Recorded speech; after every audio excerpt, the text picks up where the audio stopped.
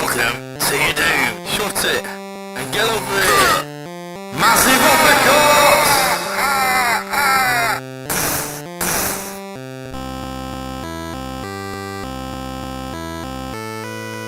Hello and welcome to another edition of the JabJab Show.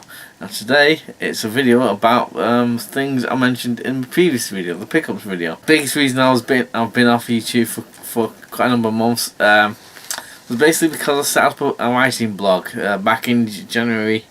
I started on New Year's Day, and I continued on every day doing a story on my blog, which is on WordPress.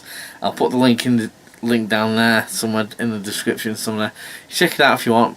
Basically, it was I kind of proven it to myself that I can still do daft things, do like creative things and what have you. And basically, I got into doing that because, as I say, as a personal issue, I just wanted to see if I can still be creative in a way. You know, I stripped it all the way back. Like, you know, at the time I was thinking like certain things will take me too long to do.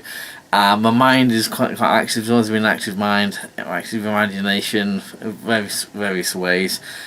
And I felt I had to do something about it, you know. So I took it all the way back to my writing. I just stuck to the written word, you know, as I was doing things.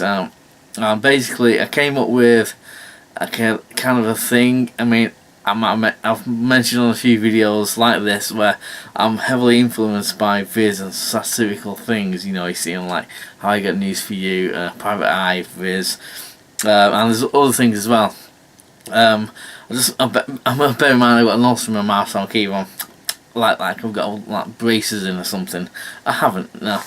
So I've been doing that until very recently, like mentioned in the video, pictures video.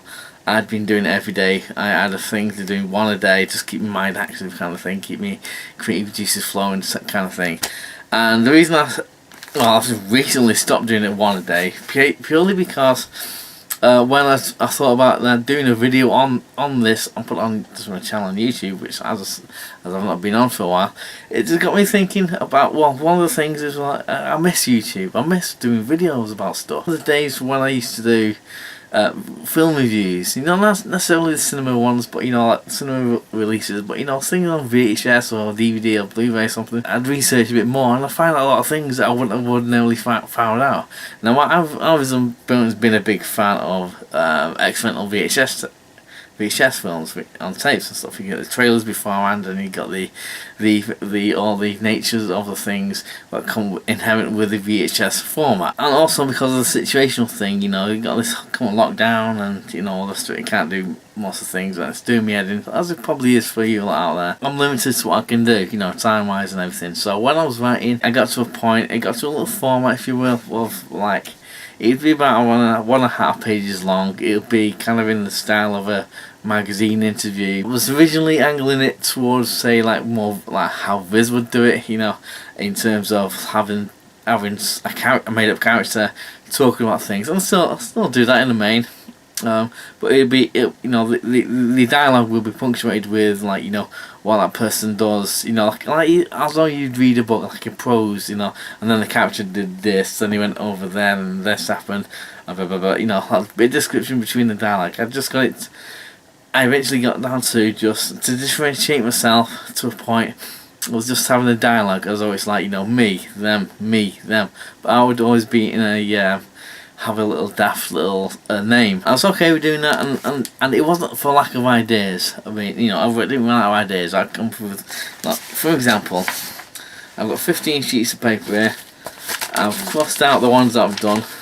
You can't probably see all these 15 sheets there. Some have got stuff on the back as well. And these are all ideas. These are all like pretty much could be 3, 4, 5 words, you know, to make up the basic thing. It's my inspiration comes from many different things. It's like, you know, some of these things are things of like, oh, I wanted to do something with that idea. I don't know how to do it. What outlet to do it in? Animation, comic book, film, short film, whatever medium. And as I say, going back to the writing, how can this work in just the way I said that, the way I wanted to present it in my writing kind of thing. And I'm obviously aware, obviously you can do different styles of writing and stuff. I just fell into the thing of doing the interview thing. I can do it more of a prose thing, but I just felt like whatever, doing the interview thing.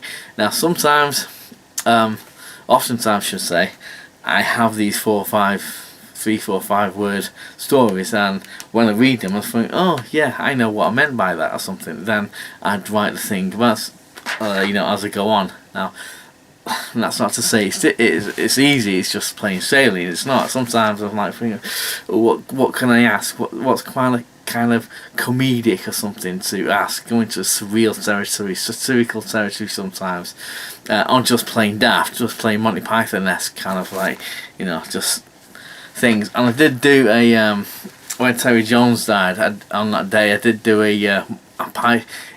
It wasn't rehearsed. It wasn't like kind of planned it, because I don't know, Terry Jones was gonna die or anything. I knew he had like health issues and stuff, but so the story he did there was like kind of made up on the spot. And sometimes when I write, I got an idea and I read it. Like I don't necessarily have the idea on the day, then do it that day. I just write it down on my phone or write it down on the thing, because I've got a crap memory. I forget stuff. So I write down sometimes a few weeks later or something, because I say like from January till now and so forth. I've written stuff written down here. I'll say in January, and I think, oh yeah, I know what I meant by that idea. Sometimes I think, what am I thinking? What is that? And sometimes I just like say, oh, I'm going to do something about that, and then I do struggle a bit sometimes, and sometimes the engine's a bit rushed or whatever, because I want to hit that page and a half thing. Anyway, I'm waffling on. So basically that's what I've been doing. I wanted to make this video just to show what I've been doing and so forth. Just to highlight, as I say, I've got 15 pages of ideas down there. I don't know how many ideas per page, so it's not a lack of looking at ideas. I mean, as you go on, any writer will tell you, any creative person will tell you, they have a ton of inspiration, ton of influences and so forth. I've mentioned some of mine. There's a lot more here and there. I'm influenced by just crap adverts on TV, anything, billboards, just people you see that walking. You're walking on the street the other day, it's just people, odd people and whatever. Plus the current climate, the situation. I went on to the satirical bits about the coronavirus. I'm not saying. Now here's the thing. This is not. Everyone has their opinion on what's going on in the world. If I was basing something on real world events, whatever that might be, it wasn't to put my opinion onto other people or anything. It's just to highlight certain things. Or just imagine scenarios. I don't know if that's like kind of explaining too much, but as I say, I've got 3 big folders there. Wallet, whatever. These are all January ones, February, and this is March. I've not put the sticker on for March, but this is March. For example, just to show you, some ideas. So I'll say they're all about a page and a half long-ish.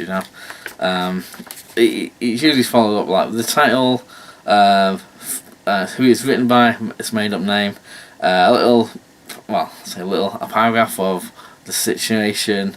Then it's just 2 people, usually pretty much always 2 people talking. Anyway, so I've got things like outrage of almost whole world as reason for increasing sales of handcarts reveals. A former TV character is actually a metal band rewrites old internet myth. Yet another comic-based TV series on way with DC Comics announcement of wacky sitcom. These are all made up. These, it could be elements of truth. These could just be pulled out of my own ass. Fears grow as certain members of society willing to purposefully. I should have been like purposely reading it. Flout self-isolation advice. Okay, this is one.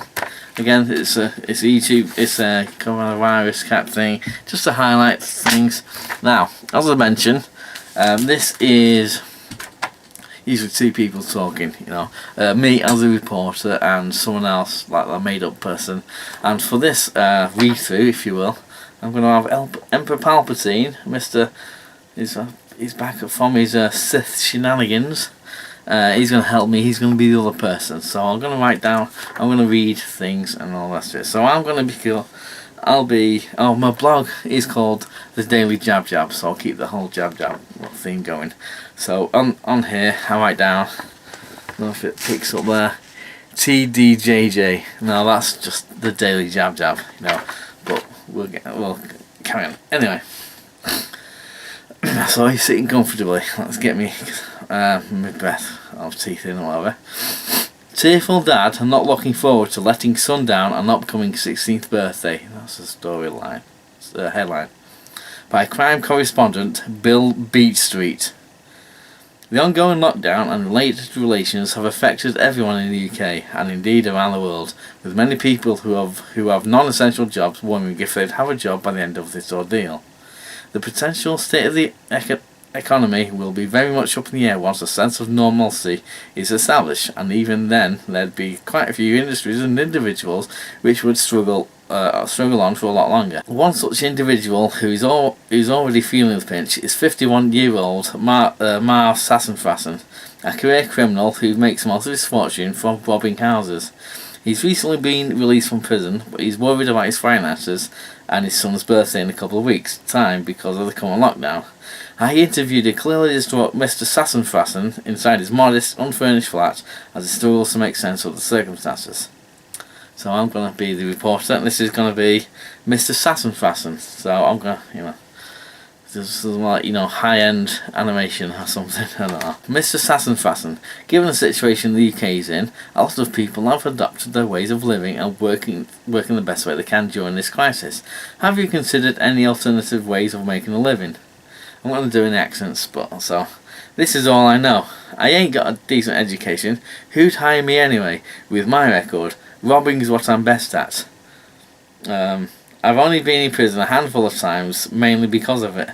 I know people who've been in loads more. I've tried my hand at underground boxing, but it doesn't pay the bills, does it? Okay.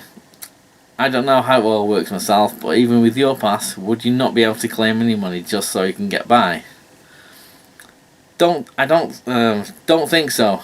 I've got previous when it comes to fiddling finances. They won't give people like that. They won't give people like me shit just because I'm not the best with money. Even though I've paid my dues several times, it's not as though they still see me as untrustworthy. It's as though they still can't read my own typing here. It's as though they still can't see me. Saga. Rubbish. Okay. I've paid my dues several times. It's as though they still see. Yeah, because I've written it wrong here. It's just by reading it out aloud, I realise that I've missed a word out here. So, because it should say, it's as though they still see me as untrustworthy, but I've missed out the word "see." Anyway, I feel I've got no other choice but to go back to robbing shit again. But it's going to be almost impossible if everyone's isolating on that. But what else can I do? Have you not thought about retraining at all? I know there'd be free resources online, or maybe people you could phone up to get advice. Not got a computer. Was taken from me when I went inside a couple of years ago. I'm too long in the tooth to be learning out new. Thing is, it's not as though I could rob shops neither. No one's about, so I wouldn't be able to lose myself into a crowd as usual. And this has had a knock-on effect for your plan for your son's birthday. Yeah, he's a real victim in all this. You've got to understand the history of the Sassenfassen family history. I've used the word history twice there. I just realised by reading it, I'm not fond of doing that. Anyway. Every son who reaches 16 goes out for the first time with his dad to steal as much as possible from houses. It's a tradition that's passed on for the last 200 years in the family.